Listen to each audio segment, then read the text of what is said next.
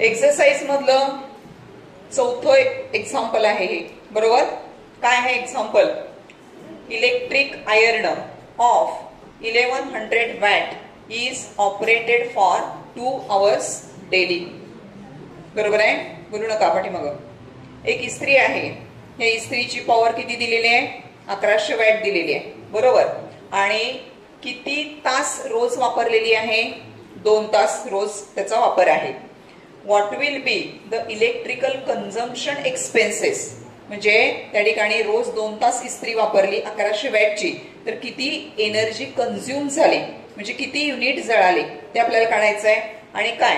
For that in month of April, कुठल्या महिन्याचा खर्च काढायचा आहे किंवा किती इलेक्ट्रिकल कन्झम्पशन झालंय एप्रिल महिन्यामध्ये ते काढायचं आहे, बरोबर. आणि इलेक्ट्रिकल कंपनी चार्जेस ₹5 पर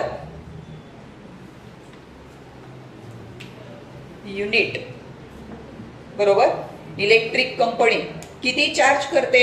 एका युनिटसाठी किती खर्च? ₹5 एवढा खर्च येतो. हे एक्झाम्पल आहे. एक्झाम्पल सोडवत असताना पहिल्यांदा आपण काय करतोय? जे काही दिलेलं आहे ते आपल्याला लिहून घ्यावं लागेल. काय काय दिलंय बघा. पी म्हणजे पॉवर दिलेली आहे. पॉवर किती दिलेली आहे? 1100 वॅट दिलेली आहे, बरोबर. आपल्याला ह्याचं किलोवॅट मध्ये कन्व्हर्जन करायचं आहे. काय करायचं? त्याला 1000 ने डिव्हाइड करायचं. 1000 ने डिव्हाइड केलं तर ह्याचं कन्व्हर्जन कशामध्ये झालं? 1.1 किलोवॅट मध्ये झालं, ठीक आहे. त्यानंतर रोज 2 तास वापर आहे, म्हणजे 2 hours डेली. कुठल्या महिन्यामध्ये? एप्रिल महिन्यामध्ये. एप्रिल मंथचे दिवस किती असतात? 30 असतात, बरोबर. मग या ठिकाणी आपल्याला किती वेळ इस्त्री वापरली टोटल महिन्यामध्ये ते काढायचं असेल तर काय करावं लागेल? T is equal to 2 into 30 days, बरोबर. किती आले? 60 तास. इस्त्रीचा वापर किती झाला? 60 तास इस्त्री वापरली गेलेली आहे. काय काढायचं आहे? टू फाइंड द कॉस्ट, म्हणजे ही जी वीज जळालेली आहे ती किती खर्च झाला आपल्याला, किती रुपये आपल्याला बिल येणार आहे. आणि दुसरं म्हणजे काय?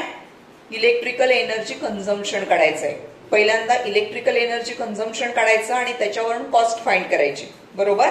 तर बघा इकडं एनर्जी कन्झ्युम्ड काय आहे? फॉर्म्युला शिकलोय ऑलरेडी आपण. Power into time. Energy consumed is equal to power into time. आता पॉवर किती दिलेली आहे? 1.1 किलोवॅट, बरोबर. 1.1 किलोवॅट. टाइम किती? 60 hours. याचा गुणाकार केला किती येणार आहे? 6.6. इथं पॉइंट आहे बरं का. 66 किलोवॅट आवर, बरोबर. हा गुणाकार इथं पॉइंट आहे, यांना गुणल्यानंतर इथं 66 किलोवॅट आवर येईल, करेक्ट. त्यानंतर किती झालं टोटल? किलोवॅट आवर म्हणजे काय असतं? युनिट. शिकलोय आपण, बरोबर. म्हणजे काय लिहिणार मी इथं? एनर्जी कन्झम्पशन 66 युनिट्स झाले. टोटल 30 दिवसामध्ये 66 युनिट एनर्जी काय झालेली आहे? कन्झ्युम झालेली आहे. आपल्याला आता चार्ज फाइंड आउट करायचा आहे, म्हणजे किती आपल्याला बिल येणार आहे हे आपल्याला फाइंड आउट करायचं आहे. काय करायचं बघा बरं. 66 युनिट्स आहेत. किती चार्ज दिलाय? एका युनिटचा खर्च किती दिलाय? ₹5 दिलाय ना. त्याला 5 ने गुणायचं. किती येणार टोटल? ₹330. म्हणजे जर तुम्ही 1100 वॅटची इस्त्री रोज 2 तास याप्रमाणे एप्रिल महिन्यामध्ये तुम्ही वापरली तर एप्रिल महिन्याचं तुम्हाला लाईट बिल जे येणार आहे, फक्त इस्त्रीचं सांगते, ती किती रुपीज? ₹330. लक्षात आलंय? या पद्धतीनं हे एक्झाम्पल सोडवायचं आहे. समजलं इथपर्यंत? Heating effect of electric current हा आपला पुढचा पॉइंट आहे, ठीक आहे. आता हिटिंग इफेक्ट कशाला म्हणायचं? हिटिंग इफेक्ट, बरोबर आहे. एक लक्षात घ्या, आपण वेगवेगळ्या प्रकारच्या इलेक्ट्रिकल इन्स्ट्रुमेंट मध्ये हीटचा वापर करतो. हीटचा वापर करतो म्हणजे काय? आपल्याला त्या इन्स्ट्रुमेंट मधून हीट बाहेर पडणं अपेक्षित आहे, बरोबर आहे. म्हणजे फॉर एक्झाम्पल त्या ठिकाणी बोलू नका. Electric iron. इलेक्ट्रिक आयर्न म्हणजे काय? इस्त्री, बरोबर आहे. इस्त्री गरम झाली तर आपण आयर्निंग करू शकतो, कपडे प्रेस करू शकतो, बरोबर आहे. त्याच्यानंतर इलेक्ट्रिक हीटर असेल, बरोबर आहे. टोस्टर असेल. बघा, ज्या ज्या ठिकाणी किंवा ओव्हन असेल, ज्या ज्या ठिकाणी आपल्याला हीटची गरज आहे त्या त्या ठिकाणी कशाचा वापर केलेला आहे, तर त्या सर्किटमध्ये हाय रेझिस्टन्स असणारी कॉईल वापरलेली आहे. आपण रेझिस्टन्स म्हणजे काय शिकलोय की नाही, शिकलोय बरोबर आहे. ज्या वेळेला करंट फ्लो होतो म्हणजे काय होतं, इलेक्ट्रॉनची मुवमेंट होते. बघितलंय आपण, इलेक्ट्रॉन्स मूव्ह होत असताना जे मेटल आहे, मेटलची वायर आहे, त्याच्यामधून इलेक्ट्रॉन्स मूव्ह होत आहेत बरोबर. हे इलेक्ट्रॉन्स त्या मेटलच्या ऍटम्स वरती काय होत आहेत, कोलाइड होतात. काय होत आहेत, कोलाइड होत आहेत. आणि कोलाइड किंवा कोलिजन्स झाल्यानंतर त्या ठिकाणी काय होणार आहे, there is the opposition to the flow of electrons. इलेक्ट्रॉनच्या फ्लोला काय निर्माण होतात, अडथळे निर्माण होतात बरोबर. आणि त्याच्यामुळं त्या ठिकाणी हे जे इलेक्ट्रॉन ज्या वेळेला ऍटम्स वरती बंबार्ड होतात, आपटतात, त्यावेळेला इलेक्ट्रॉन मधली काही एनर्जी ही ऍटम्सनी घेतली जाते, ऍटम्स घेतात. हे ऍटम्स त्यावेळेला व्हायब्रेट होतात. काय होतात, व्हायब्रेट होतात. आणि त्या ठिकाणी व्हायब्रेशन्स झाल्यामुळं त्या ठिकाणी ती जी मेटलची वायर आहे किंवा कंडक्टर आहे तो काय होणार आहे, गरम होणार आहे. जेवढा रेझिस्टन्स जास्त, लक्षामध्ये घ्या, जेवढा त्या कंडक्टिंग वायरचा रेझिस्टन्स जास्त, तेवढं काय होणार आहे, जास्त हिटिंग होणार आहे. म्हणून त्या ठिकाणी जे इलेक्ट्रिकल इन्स्ट्रुमेंट्स आहेत की ज्याच्यामध्ये आपल्याला हिटिंग इफेक्टची गरज आहे, तर त्या इलेक्ट्रिकल इन्स्ट्रुमेंटमध्ये जी वायर वापरली जाते त्याचा रेझिस्टन्स हा जास्त असतो बरोबर आहे. तुम्हाला रिझन येऊ शकतं, in an electric iron the wire used is of high resistance बरोबर आहे, असं तुम्हाला रिझन येऊ शकतं. तर तुम्ही काय लिहिणार त्याच्यामध्ये, when the resistance of the conducting wire is more, there is the more production of the heat, and heat is necessary to, कशासाठी, heat the iron plate. आयर्नची बाहेरची जी प्लेट आहे ती गरम करण्यासाठी कशाची गरज आहे, there is the, कशाची गरज आहे, हीट. व्यवस्थित पद्धतीने जर हिटिंग झालं तर त्या ठिकाणी ती जी वायर आहे ही हीट झाल्यामुळं बाहेरची मेटल बॉडी तापणार आहे आणि त्याच्यामुळे काय होणार आहे, इस्त्री गरम होणार आहे. कुठलंही इन्स्ट्रुमेंट की जे हिटिंग इफेक्ट वरती चालतं, कुठलंही इन्स्ट्रुमेंट की जे हिटिंग इफेक्ट वरती चालतं, तर ते इन्स्ट्रुमेंट त्या ठिकाणी त्याच्यामध्ये जी वायर वापरण्यात आलेली असते ती कशी असते, हॅव्हिंग हाय रेझिस्टन्स बरोबर आहे. आता बघा दुसरं एक एक्झाम्पल सांगते. आपण जे बल्ब वापरतो बरोबर आहे, त्या बल्ब मध्ये टंगस्टन नावाचा धातू, त्याची तार वापरलेली असते, टंगस्टन. मग आता टंगस्टनच का वापरायचं, तर टंगस्टनचा जो मेल्टिंग पॉइंट आहे हा खूप जास्त आहे. टंगस्टनचा मेल्टिंग पॉइंट जवळजवळ 3400 डिग्री सेल्सिअस एवढा हा मेल्टिंग पॉइंट आहे. म्हणजे तेवढ्या डिग्री टेम्परेचरला ते काय होणार आहे, मेल्ट होणार आहे बरोबर आहे. मग आता इलेक्ट्रिक बल्ब मध्ये टंगस्टनची तार वापरल्यामुळे काय होणार आहे, एकतर करंट पास झाल्यानंतर ती गरम होत असते.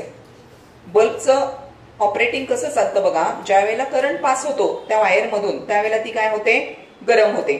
आणि गरम झाल्यामुळं त्या ठिकाणी त्याच्यामधून हीट बाहेर पडते आणि लाईट बाहेर पडते, म्हणून बल्ब काय होतो, ग्लो होतो.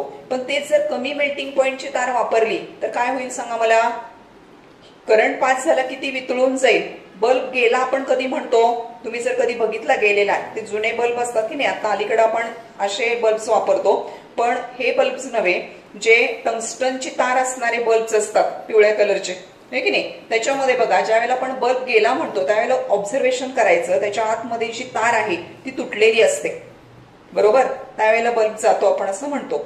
आता मग ह्या ठिकाणी ही जी तार आहे ती तार कशी असते, having high resistance, having high melting point बरोबर आहे. आणि त्यामुळे ती गरम होणार आहे आणि लाईट इमिट करणार आहे. आणि थोड्या वेळात जर तुम्ही हात लावला बल्बला तर चटका बसतो, कारण हीट पण तिथं काय होते, इमिट होत असते बरोबर आहे. ह्याला काय म्हणायचं, heating effect of electric current. काय म्हणायचं याला, heating effect of electric current. आता एक लक्षामध्ये घ्या, या ठिकाणी हिटिंग इफेक्ट आपण बघितलं की जो आपला पहिला पॅरेग्राफ होता, त्याच्यानंतर पेज नंबर 49 वरती सेकंड पॅरेग्राफ आपण बघूया. तर त्याच्यामध्ये काय सांगितलेले आहे, दोन गोष्टी सांगितलेल्या आहेत. कुठल्या दोन गोष्टी सांगितलेल्या आहेत बघा, एक आहे शॉर्ट सर्किट. काय सांगितलेलं आहे, शॉर्ट सर्किट. बरोबर. आता शॉर्ट सर्किट तुम्ही ऐकले की नाही? बऱ्याच वेळेला काय होतं बघा की हे जे इलेक्ट्रिक वायरिंग असतं हे अचानकपणे पेट घेतं.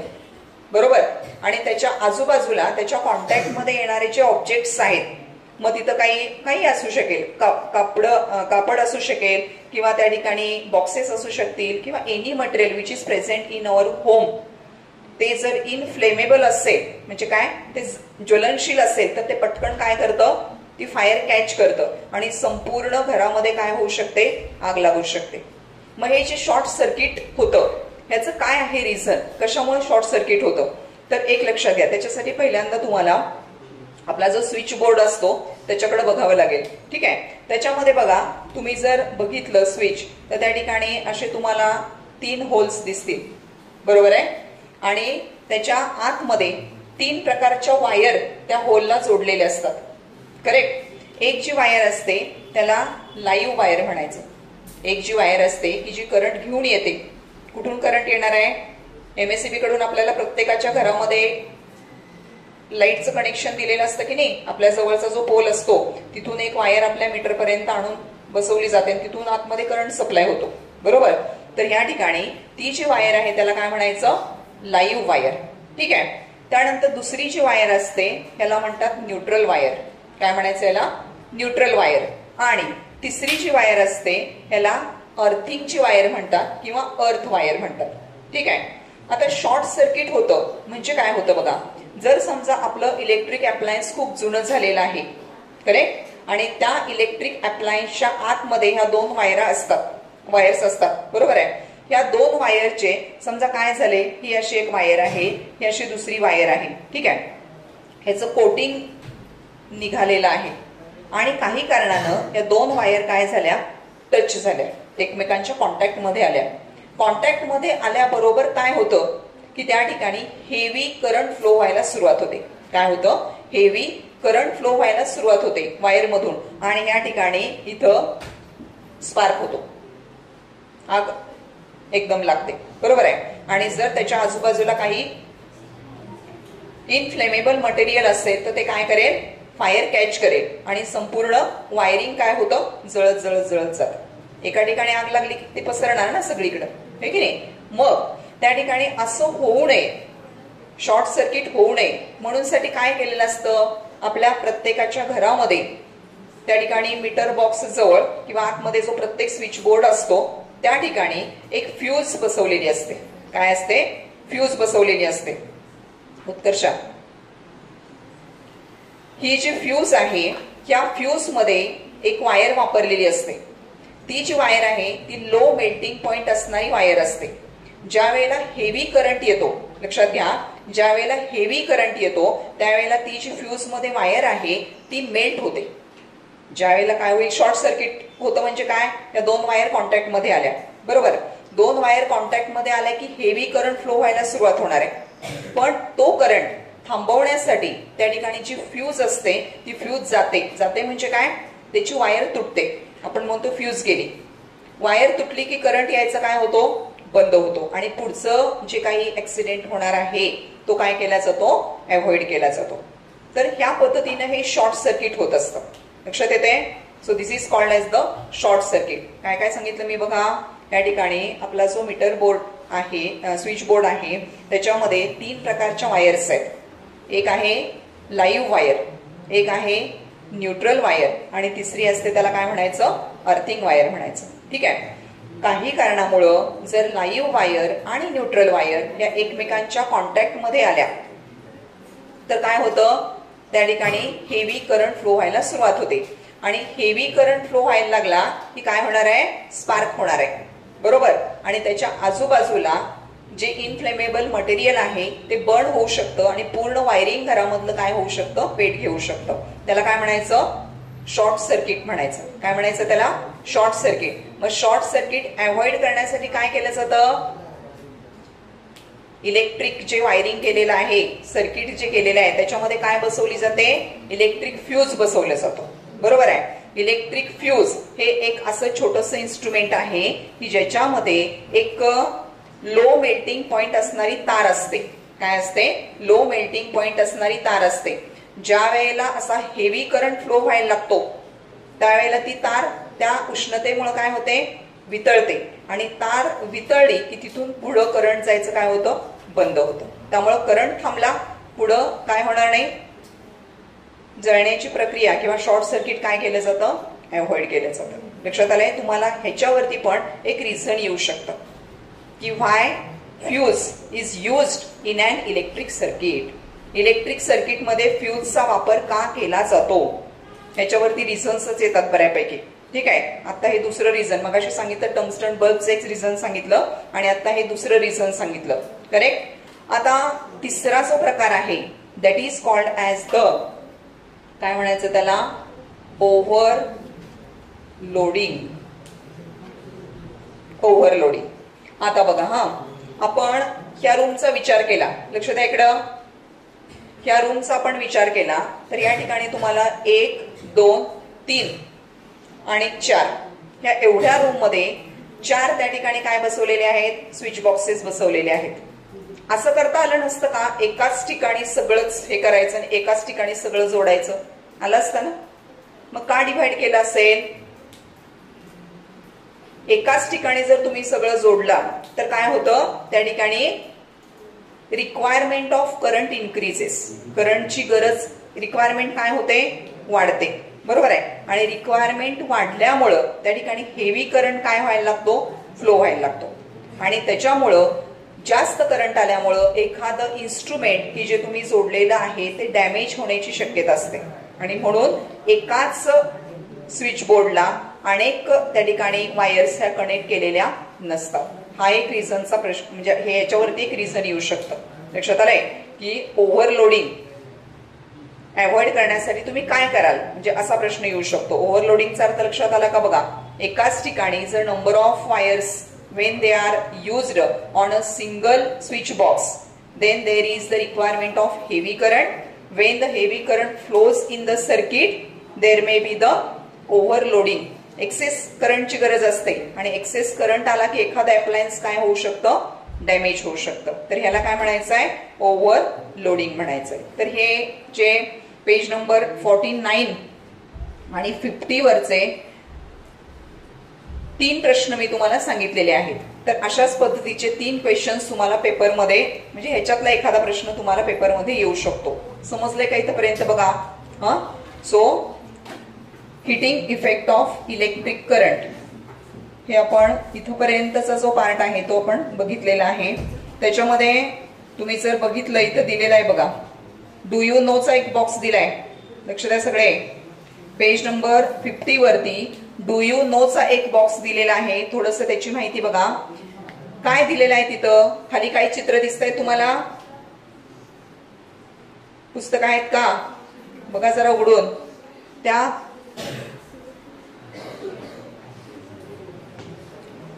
घरामध्ये गेल्यानंतर बघायचं काय आहे हे.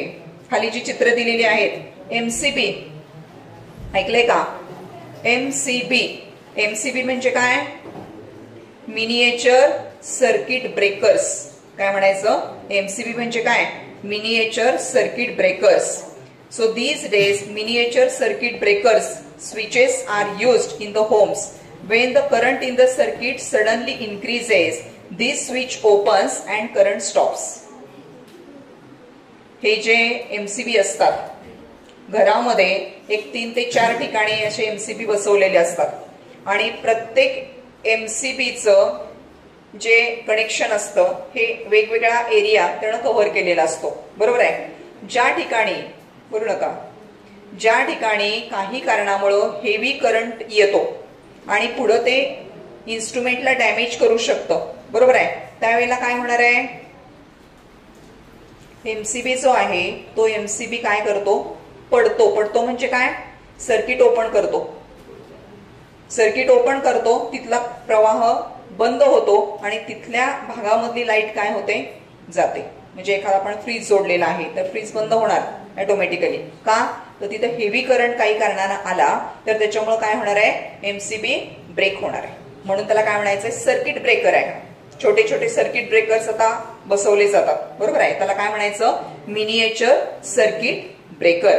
आणि हे जे वेगवेगळ्या प्रकारचे MCBs आहेत की ज्याचा वापर हा घरामध्ये केला जातो, तर त्या ठिकाणी फायर वगैरे प्रिव्हेंट करण्यासाठी हे MCBs हल्ली वापरले जातात. तुम्हाला पेपरमध्ये हे चित्र दिले जाईल, हे जे चित्र आहेत ना ह्याच्यावरती प्रश्न विचारला जातो की हे चित्र दिले, कशाचं चित्र आहे आणि काय त्याचा यूज आहे हे सांगा, असा 2 मार्कासाठी प्रश्न येऊ शकतो. तर तिथं फक्त तुम्ही काय लिहायचंय, the given picture shows the miniature circuit breakers ब्रॅकेटमध्ये MCB आणि खाली काय लिहिणार आहात, काय त्याचा उपयोग, to break the current in the circuit. If heavy current flows in the circuit, it breaks the current in the circuit to avoid the further damage of the instrument. एवढंच लिहायचं. ठीक आहे. So that is about the miniature circuit breakers आणि heating effect of electric current. इथोपर्यंतचा पाठ लक्षात आलाय का बघा. ठीक आहे.